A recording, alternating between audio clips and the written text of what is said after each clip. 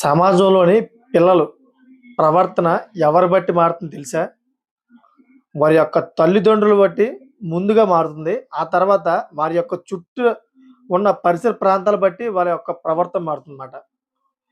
వాళ్ళు చుట్టూ ఉన్నటువంటి పరిసర ప్రాంతాలు, క్రైమ్‌కి సంబంధించిన ప్రాంతాలు ఎప్పుడు కూడాను కొట్టుకోవడం, తిట్టుకోవడం, కొంచెం అసౌకర్యంగా డిస్టర్బ్‌గా ఉన్న ఏరియాలోని ఆ పిల్లలు డిస్టర్బ్‌గా కొంచెం క్రిమినల్‌గిజంగా అయితే పెరుగుతారన్నమాట. సో, కొంతమంది పిల్లలు చుట్టూ కొంచెం శాంతియుతంగా ఉండి, చాలా పీస్‌ఫుల్‌గా ఉన్న ఏరియాలో ఆ పిల్లలకి ఎటువంటి క్రైమినలిజం అనే ఆలోచనలు ఏమి రావు. క అంటే చాలా శాంతియుతంగా ఉంటారన్నమాట పిల్లలు. సో, ఇదంతా ఎందుకు చెప్తున్నానంటే, విజయవాడలోని చాలా ఘోరమైన సంఘటన జరిగింది. అసల మన తెలుగు పిల్లలు ఇంత దారుణానికి ఒడిగడతారా?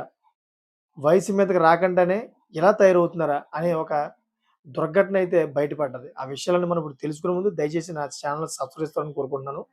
సో, అదేంటంటే చిట్టినగర్ లౌక్య బార్ దగ్గర గురువారం రాత్రి 11:30 సమయంలో ఈ సంఘటన జరిగింది. మైనర్ బాలుడు ప్రసాద్ తాగిన మత్తులో మందు కోసం డబ్బులు సరిపోలేదని తాతాజీ అనే వ్యక్తి దగ్గర నుంచి రూ. 10 ఇవ్వాలని అతను అడిగాడు. అడిగితే తాతాజీ రూ. 10 ఇచ్చేందుకు నిరాకరించడంతో విచక్షణ కోల్పోయిన మైనర్ బాలుడు కత్తితో అతనిపై తీవ్రంగా దాడి చేశాడు పాపం. తాతాజీ తాపి పని చేసుకొని జీవనం సాగిస్తూ ఉన్నాడు. మంగళగిరి నులకపేట ప్రాంతంలో ఉండేవాడాయన. సో, పని కోసం విజయవాడలో జీవనం సాగిస్తున్నాడు. మైనర్ బాలుడు దాడి చేయడంతో తాతాజీ కింద పడిపోయాడు. రక్తపు మడుగులో పడి ఉన్న తాతాజీని అక్కడ ఉన్నటువంటి స్థానికులందరూ కూడా ఆసుపత్రికి తీసుకెళ్లారు. తీసుకెళ్ళినా గాని ప్రయోజనం లేదు. కొనవపుడుతోటి పాపం ఆయన అక్కడ హాస్పిటల్‌లో ట్రీట్మెంట్ చేసుకుంటూ అయితే చనిపోయాడు. సో, ఇంత దారుణానికి ఒడిగట్టిన ఆ మైనర్ బాలుడు యొక్క తల్లిదండ్రులు ఏం పెంపకం పెంచారు? అసలు మన ఆంధ్రప్రదేశ్‌లోని ఈ మద్యానికి ఎలాగా ఈ పిల్లలు ఇటువంటి చిన్న వయసులో ఎలా పాల్పడుతున్నారు? ఆ పిల్లల యొక్క చుట్టూ ఉన్న పరిసర ప్రాంతాల బట్టే ఈ పిల్లలు ఈ విధంగా మారుతున్నారు.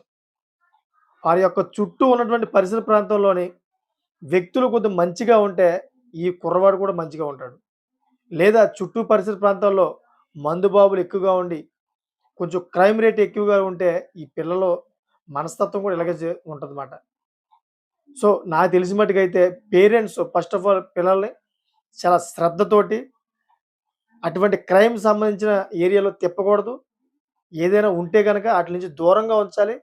సంథింగ్ సో, వాళ్ళ ఎదురుంగా కూడా తల్లిదండ్రులు ఎప్పుడు కూడా కొట్టుకోకూడదు, తిట్టుకోకూడదు. ఎప్పుడు కూడా ప్రేమగా మాట్లాడుతూ, చక్కగా అన్యోన్యంగా కనిపించాలి ఎప్పుడు కూడా. అప్పుడు పిల్లలు చాలా సక్రమంగా ఎదుగుతారన్నమాట. చదువులో కూడా బావుంటారు.